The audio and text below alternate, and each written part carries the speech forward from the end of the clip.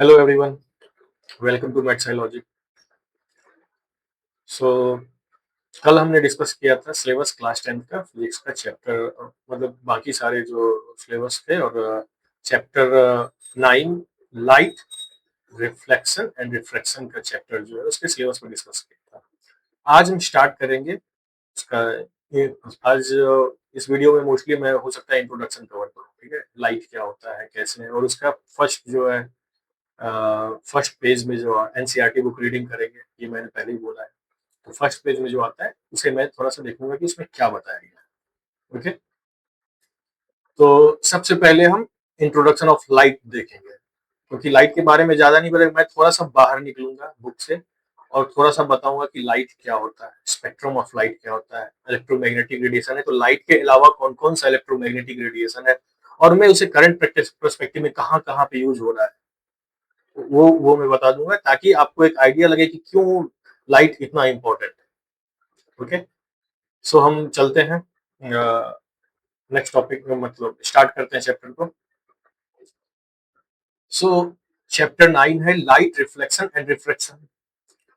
So question क्या है, सबसे पहले आता है लाइट। तो लाइट क्या है, व्हाट इज लाइट? अगर टेंथ लेवल पे देखें,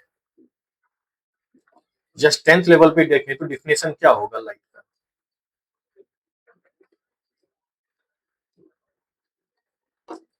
क्या डिफिनेशन होगा?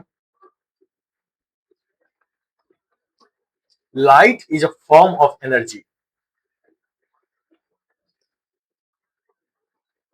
form of energy that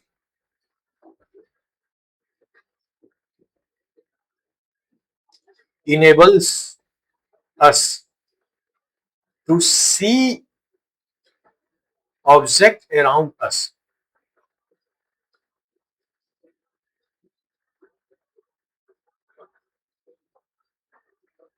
okay, so इसका सिंपल सा मतलब है कि अगर आसपास में लाइट ना हो तो हम कुछ नहीं देख सकते हैं। लाइट है तभी हम कुछ देख पाते हैं। इस और ये होता कैसे है, कोई भी ऑब्जेक्ट, जैसे मेरे पास एक सोर्स है, जैसे सिंपल एक लेते हैं, एक टॉर्च लेते हैं, सोर्स अंधेरा है, इससे लाइट निकल आ रहा है, ठीक है।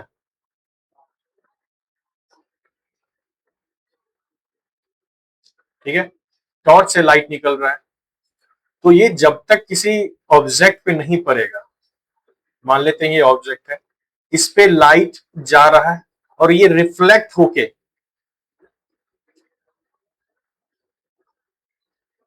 ह्यूमन आई पे नहीं आएगा, तब तक हमें कुछ नहीं दिखेगा। जैसे ही लाइट ऑफ होगा, इसे मैं ऑफ करूं यहाँ पे, अगर इस ऑब्जेक्ट पे लाइट नहीं आ रहा है तो कुछ भी नहीं दिखेगा। ये तो जनरल सारे लोग जानते हैं। ओके, अब दूसरा डिफिनेशन क्या है, जो एक्चुअल में हायर स्टडीज में जब जाओगे तब आप देखोगे एक्चुअल में लाइट होता क्या है। ये थोड़ा बाहर का है, लेकिन फिर भी ये जानना चाहिए एक्चुअल में है क्या ये।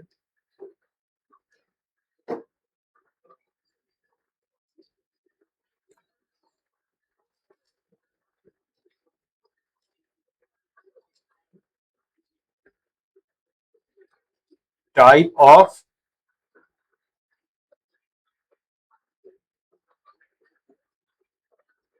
electromagnetic radiation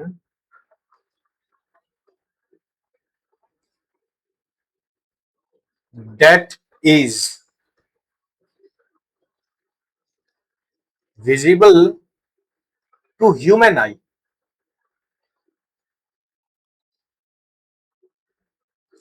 or it is a type of electromagnetic radiation which comes under the visible range of human eye.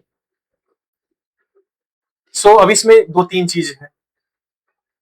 इसमें पहला क्या है, इलेक्ट्रोमैग्नेटिक रेडिएशन, ये आप हायर स्टडीज में जाके पढ़ोगे, ठीक है, लेकिन मैं सिंपली एक आउटलाइन बताता हूं कि एक ये वेव फॉर्म है जो इलेक्ट्रिक फील्ड और मैग्नेटिक फील्ड से मिल के बनता है।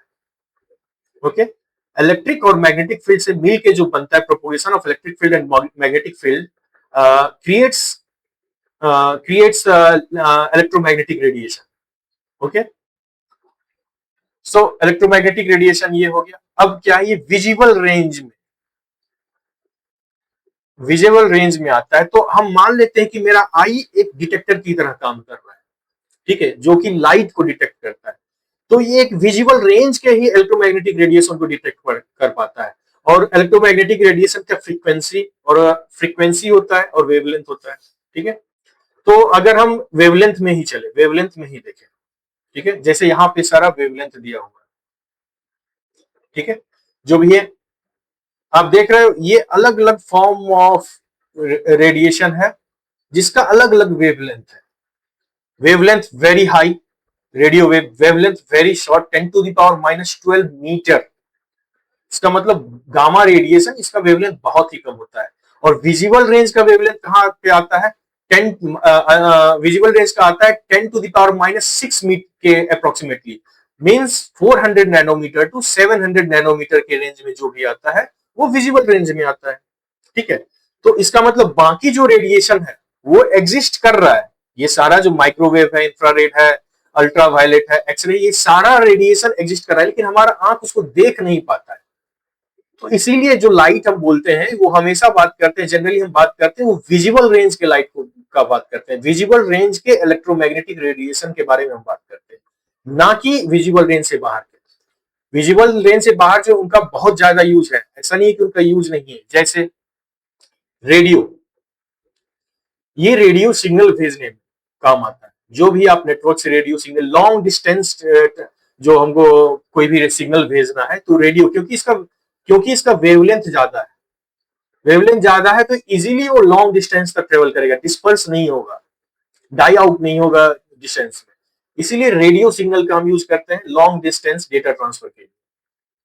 उसके बाद आता है माइक्रोवेव, जो हम ओवन में यूज करते हैं हीटिंग के लिए, वहां पे वो माइक्रोवेव का यूज होता है। उसके बाद आता है इंफ्रारेड।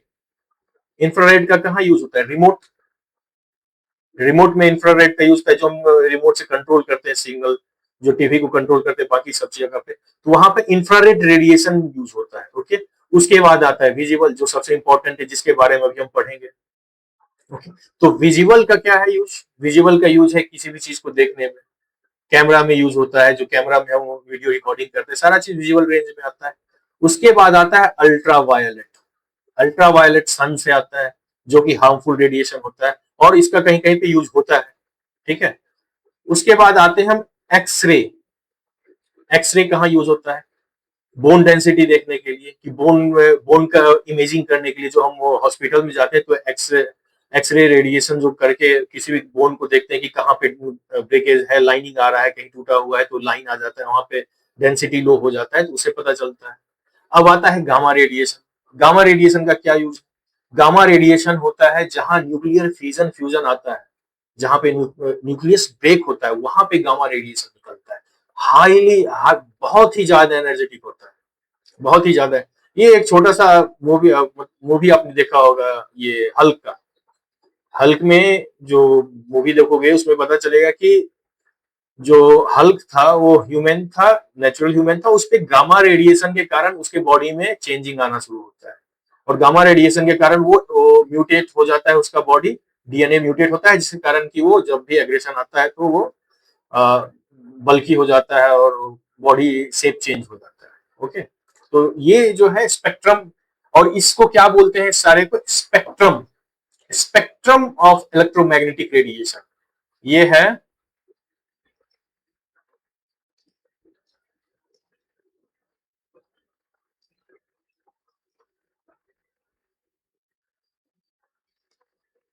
ओके। सो ये बहुत ही इंपॉर्टेंट चीज है हमारे day to day life use में, मोस्ट ऑफ द जगह पे हम लोग यूज करते हैं। रेडियो नॉर्मल सिग्नलिंग के लिए सब सारा चीज यूज ही करते हैं, माइक्रोवेव अब जनरली लोग में घर में रखते ही यूज करते हैं, इंफ्रारेड हम डेली टीवी रिमोट यूज कर रहे हैं, विजुअल तो हमारा आईज ही यूज कर रहा है, अल्ट्रावायलेट, अल्ट्रावायलेट यूज करते हैं लेकिन उतना ज्यादा इसका यूज नहीं है। एक्सरे मेडिकल में यूज होता है, गामा यूज हो रहा है, ठीक है। कितना तक समझ में आ गया। अब जो है थोड़ा सा प्रॉपर्टीज इसका देख लेते हैं, प्रॉपर्टीज ऑफ लाइट क्या है।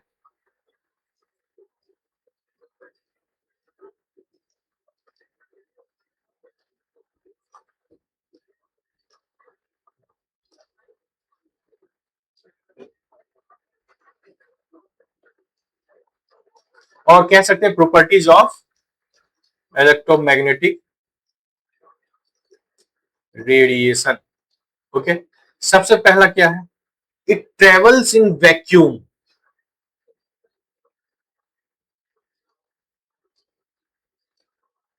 It can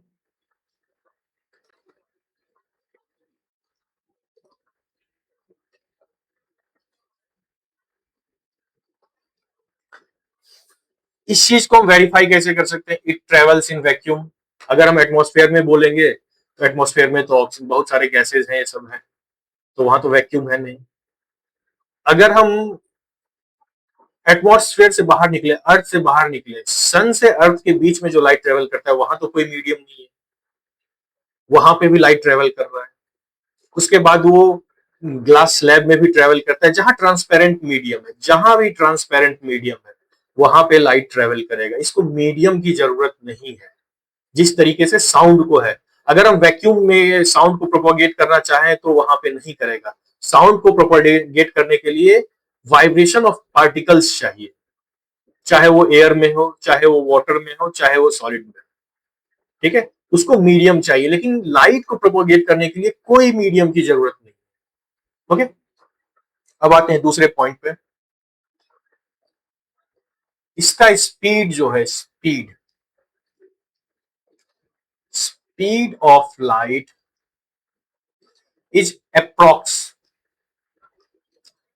3 × 10⁸ meter per second.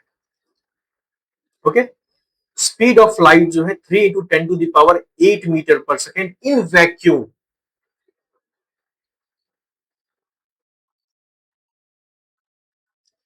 Okay, ये ऑब्जर्व्ड जितना भी स्पीड ऑब्जर्व्ड है, ये इलेक्ट्रोमैग्नेटिक रेडिएशन का हाईएस्ट स्पीड होता है।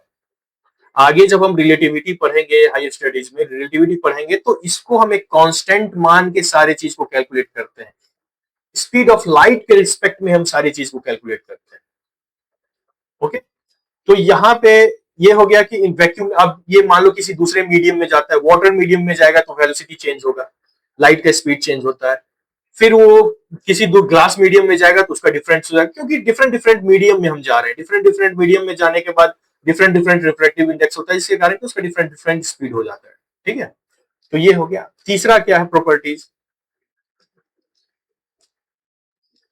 इलेक्ट्रिक, ये जो लाइट है इसका दोनों प्रॉपर्टीज शो करता है।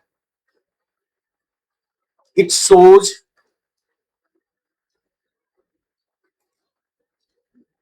wave nature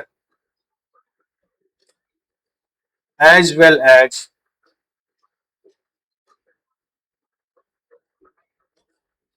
particle nature.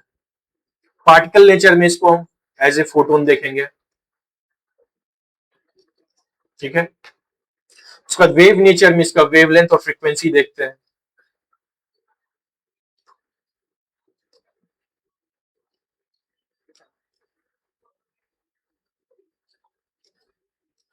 Okay, तो ये जो है डुअल नेचर शो करता है, wave nature and particle nature.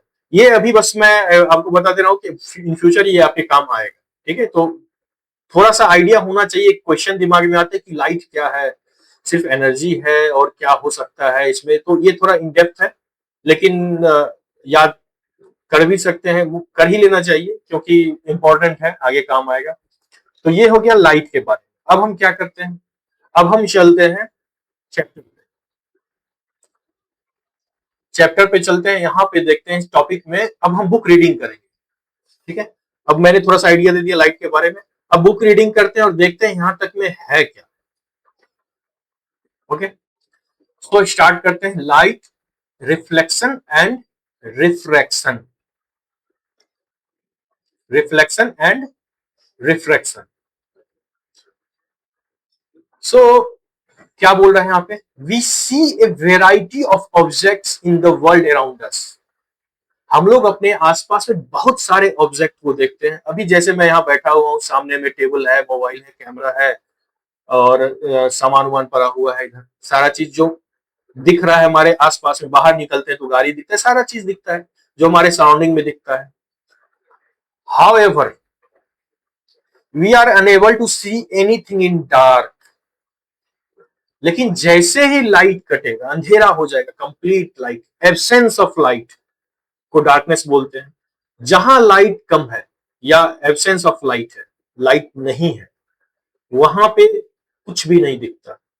हमारा जो डिटेक्टर है eye, eye is a type of detector. वो जो डिटेक्टर है वो उस पे डिटेक्ट किस चीज को करता है, लाइट को करता है। अगर वो लाइट ही नहीं आएगा तो डिटेक्ट नहीं करेगा, डिटेक्ट नहीं करेगा तो कुछ दिखेगा नहीं, तो यूजलेस हो जाएगा। ओके, सो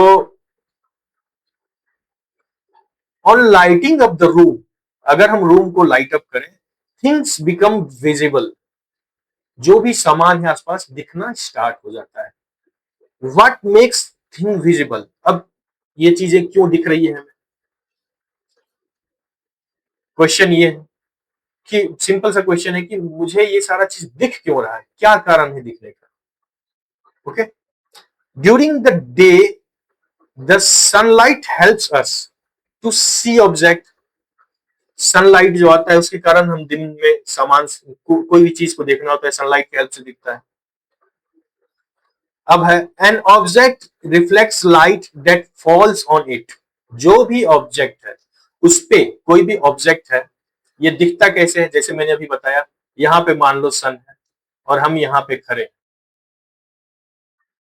ओके, सन से चारों तरफ लाइट निकल रहा है, ठीक है, वही लाइट इस पे आ रहा है और रिफ्लेक्ट होके हमारे आंख पे जा रहा है। ओके, ये लाइट इससे रिफ्लेक्ट होके जो मेरे आंख पे आ रहा है, इसके कारण से ये ऑब्जेक्ट मुझे दिख रहा है। अगर हम यहां पे कोई बैरियर क्रिएट कर दें, लाइट इस पे ना पड़े इस ऑब्जेक्ट पे, तो यहां ये ऑब्जेक्ट मुझे नहीं दिखेगा। लाइट इस पे जब गिरेगा और रिफ्लेक्ट होकर हमारे आंख तक आएगा, तभी वो ऑब्जेक्ट मुझे दिखेगा। Okay,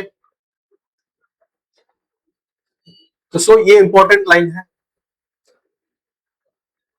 N object reflects light that falls on it, this, ये इंपॉर्टेंट पॉइंट है, क्यों कोई भी ऑब्जेक्ट हमें दिखता है। ये मैं ग्रीन लाइन से करता हूं, N object reflects light that falls on it, किसी भी ऑब्जेक्ट पे जो लाइट गिरता है तो उसको रिफ्लेक्ट करता है। This reflected light when received by our eyes enables us to see the thing, this is the important line। कितना इंपॉर्टेंट लाइन है कि कोई भी यहां पे सिंपल सा क्वेश्चन आ जाएगा कि कोई भी ऑब्जेक्ट को हम कैसे देख पाते हैं।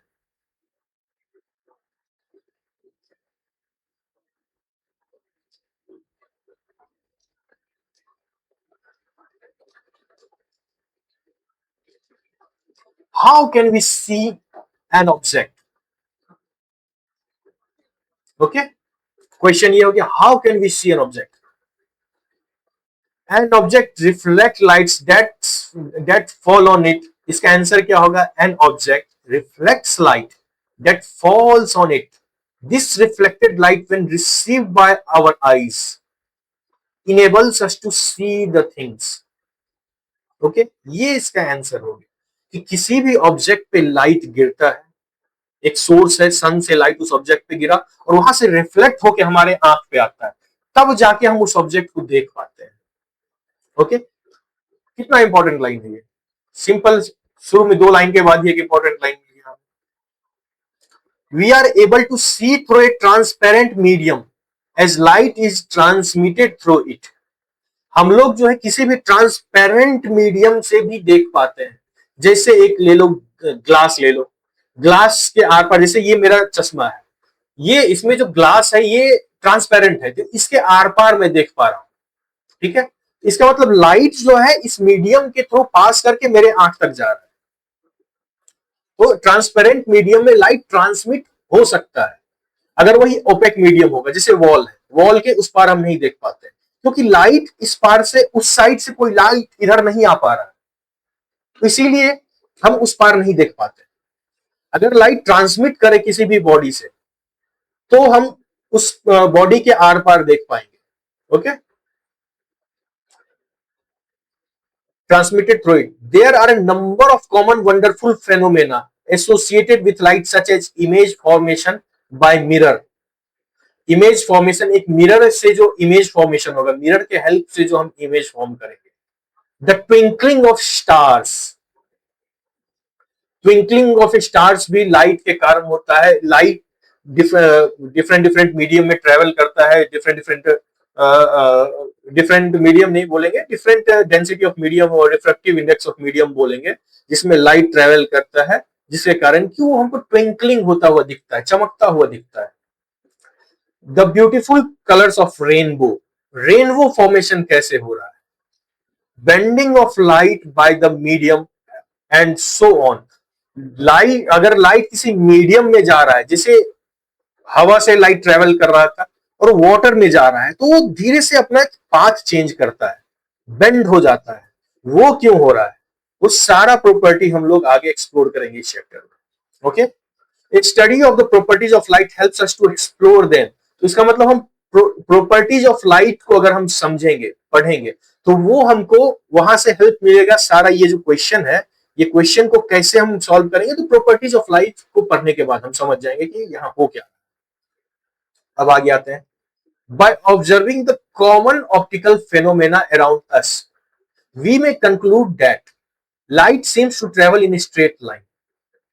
क्या बोल रहा है, by observing the common optical phenomena around us, हमारे आसपास जो कुछ ऑप्टिकल फेनोमेना हो रहा है, लाइट के कारण जो कुछ फेनोमेना हो रहा है, उसको ऑब्जर्व करने के बाद हम कह सकते हैं कि लाइट जो है स्ट्रेट लाइन में ट्रेवल होता है. लाइट नॉर्मल अगर मीडियम चेंज ना हो तो लाइट कभी भी अपने पाथ को चेंज नहीं करता है, हमेशा स्ट्रेट लाइन में ट्रेवल करेगा. मीडियम चेंज होगा तो लाइट अपने पाथ को चेंज करता है. ठीक है. By observing the common optical phenomena around us, we may conclude that light seems to travel in the straight line. The fact that a small source of light casts a sharp shadow of an opaque object points to this straight line path of light, usually indicates as a ray of light. अब जैसे है कि कैसे हम इसको देखेंगे, तो हम एक जैसे सिंपल कर सकते हैं, एक टॉर्च ले रहे हैं, टॉर्च को जलाती है, एक अंधेरा रूम करते हैं, उसमें टॉर्च को जलाते हैं और बीच में किसी ऑब्जेक्ट को रखते हैं, तो देखेंगे कि जिधर से लाइट आ रहा है और बीच में जो ओपेक ऑब्जेक्ट है, जस्ट उसके पीछे शैडो बन रहा है. इसका मतलब लाइट जो स्ट्रेट लाइन में इस पे पड़ रहा था और उसका शैडो पीछे बना रहा है. तो ये हम कह सकते हैं कि लाइट जो है स्ट्रेट लाइन में ट्रेवल कर रहा है. ओके,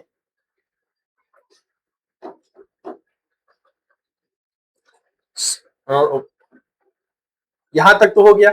इसमें मेरा एक क्वेश्चन बनता है, how can we see an object, और दूसरा क्या है, light always travel in a straight line.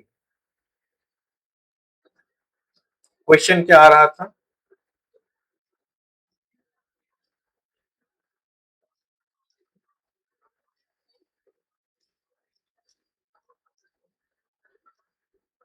और दूसरा पॉइंट क्या है,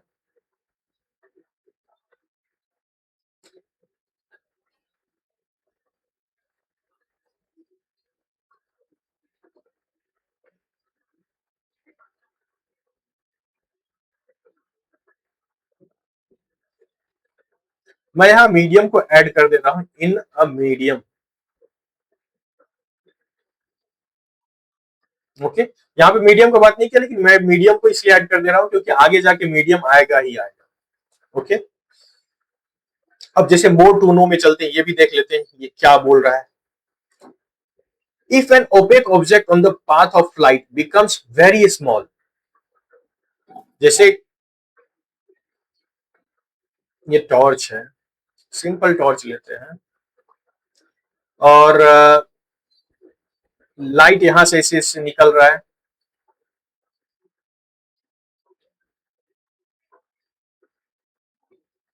ओके, लाइट यहां से निकल रहा है, तो बोल रहा है कि अगर हम एक ओपेक ऑब्जेक्ट रख रहे हैं यहाँ पे, ठीक है, और इस ओपेक ऑब्जेक्ट को बहुत ही छोटा कर देंगे. If an opaque object on the path of light becomes very small, light has a tendency to bend around it and not walk in a straight line. तो ये जो एज पे आएगा, जैसे यहाँ पे कोई पतला सा ऑब्जेक्ट रखते हैं, तो इसको थोड़ा सा, यहाँ पे कोई एक पतला सा ऑब्जेक्ट रखते हैं,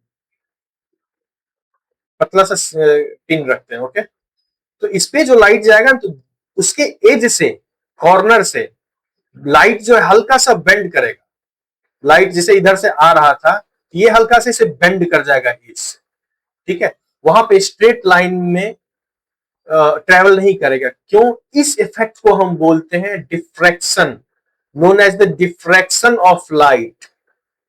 इसी इफेक्ट को जब किसी भी स्मॉल ओपेक ऑब्जेक्ट से लाइट अगर टकरा रहा है तो वो अपने पाथ से थोड़ा सा बेंड होता है, तो उस फेनोमेना को डिफ्रैक्शन बोलते हैं। Then the straight line treatment of optics using ray fails. यहाँ पे जो है स्ट्रेट लाइन ट्रीटमेंट होता है, जो हम स्ट्रेट लाइन ट्रीटमेंट करते हैं लाइट के बारे में बोलते हैं कि एक मीडियम में ट्रेवल कर रहा है तो हमेशा वो स्ट्रेट लाइन में ट्रेवल करेगा, और यहाँ पे वो फेल हो जाता है। To explain phenomena such as diffraction, अब हम डिफ्रैक्शन को एक्सप्लेन करेंगे, तो कैसे करेंगे? Light is throw out of a wave, यहां पे हम लाइट को एज ए वेव ट्रीट करेंगे। The details of which you will study in higher classes. जब हम वेव ट्रीटमेंट जो है हम हायर क्लासेस में पढ़ने वाले हैं।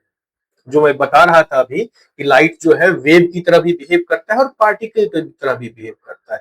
तो वेव ट्रीटमेंट जो है हम हायर क्लासेस में पढ़ेंगे, okay. Again, at the beginning of 20th century, मतलब कि 20th सेंचुरी के बिगिनिंग में, मींस 1910 1920 के आसपास, it became it became known that the wave theory of light often becomes inadequate for treatment of the interaction of light with matter, and light often light often behaves somewhat like a stream of particles.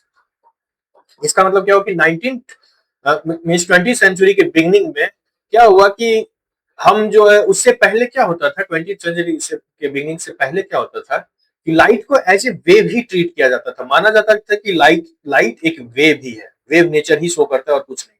लेकिन 20th century में starting में photo electric effect discover किया गया Einstein के द्वारा, जो कि उसके पार्टिकल नेचर को दिखाना शुरू किया कि जो है इलेक्ट्रोमैग्नेटिक रेडिएशन जो है, लाइट जो है, लाइट पार्टिकल की तरह भी बिहेव कर रहा है। एक फोटोन एक इलेक्ट्रॉन के साथ इंटरेक्ट करके उसको नॉकआउट कर देता है, एटम से बाहर निकाल देता है।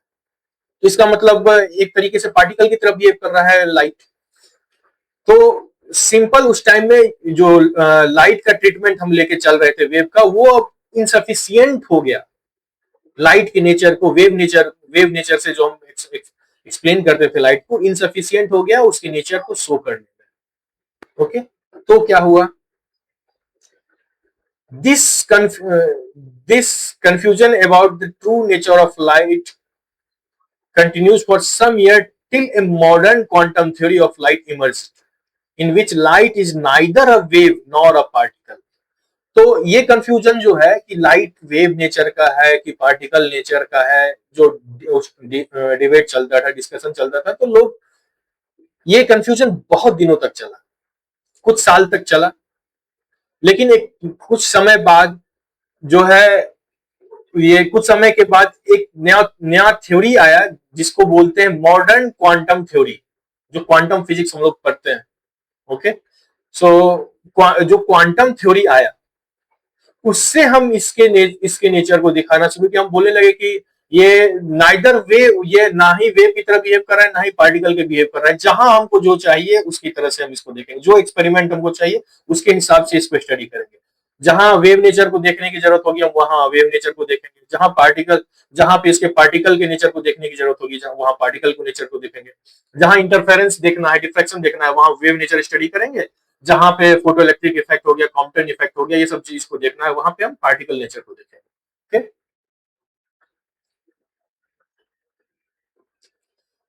So the new theory reconciles the particle properties of light with the wave nature. Wave nature और पार्टिकल नेचर के ट्रीटमेंट को हमारे लिए इजी बना दिया जब ये क्वांटम थ्योरी आई। ओके, सो ये इंपॉर्टेंट है, ये जानना चाहिए, वो टू नो, बहुत ही इंपॉर्टेंट डिस्कशन यहाँ पे है।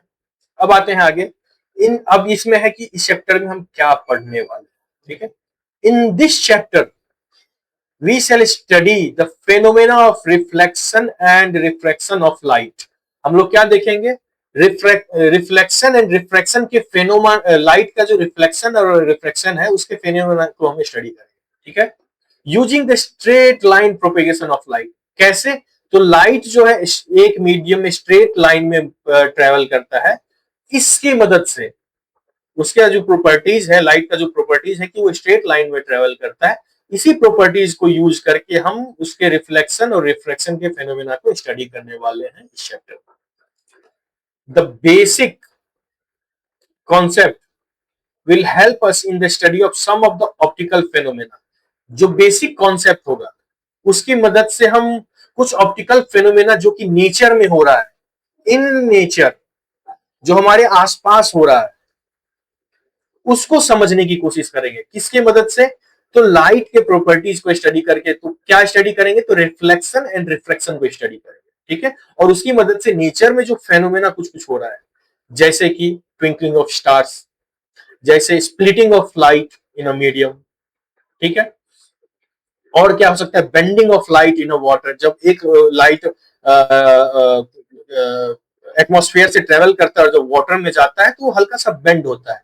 तो क्यों बेंड होता है? ये सारा चीज जो है हम आगे अभी देखेंगे।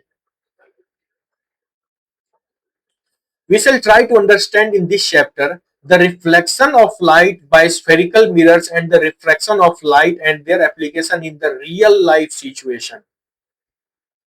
ठीक है, क्या हम करेंगे? हम लोग समझने की कोशिश करेंगे इस चैप्टर में reflection of light by spherical mirror. Spherical mirror जो आता है, कॉनकेव मिरर, कॉन्वेक्स मिरर, उसकी उससे जो लाइट रिफ्लेक्ट करता है, ठीक है।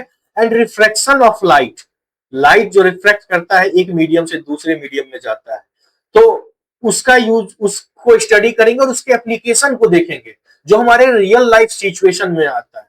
हम अपने रियल लाइफ में रिफ्लेक्शन और रिफ्रैक्शन को कैसे यूज कर सकते हैं। जैसे rear view mirror, rear view mirror में कौन सा मिरर रहता है? कॉन्वेक्स मिरर रहता है, जिसकी मदद से एक वाइड रेंज ऑफ बड़ा सा इमेज मुझे पीछे दिखता है, थोड़ा लॉन्ग डिस्टेंस तक दिखता है और बड़ा सा इमेज दिखता है, गाड़ी में जो रियर व्यू मिरर रहता है। और दूसरा चीज जो रिफ्रैक्शन हम देखेंगे, तो रिफ्रैक्शन जैसे मेरा आई ग्लास, इसमें लाइट रिफ्लेक्ट करके इसका ये कॉन्केव मिरर, कॉन्केव लेंस है, कॉन्केव लेंस में कैसे लाइट जो है बेंड करता है, कैसे एक इमेज फॉर्मेशन होता है जिससे कि वो एडजस्ट करता है हमारे आंख के हिसाब से और सही जगह पे इमेज फॉर्मेशन होता है, जिसके कारण कि हम किसी भी चीज को देख पाते हैं। ओके, तो रिफ्लेक्शन का हो गया, आप डेली लाइफ में देखते रियर व्यू मिरर और आई ग्लास जो बहुत ही इंपॉर्टेंट है किसी भी के लिए भी, वो हो गया, ठीक है। तो मैं अभी इस वीडियो में यहाँ तक रोकता हूँ, ये वीडियो लगभग 40 मिनट के आसपास का हो गया होगा। तो अब हम नेक्स्ट में देखेंगे रिफ्लेक्शन ऑफ लाइट, ओके। और उसके बाद देखेंगे कि कितने मिनट में कितना लंबा इसको खींच सकते हैं, कितने जल्दी इसको खत्म करेंगे, ओके। तो अभी हम यहीं पे रोकते हैं इसको, अब मिलते हैं नेक्स्ट वीडियो में। So thank you till now and we will meet in next video.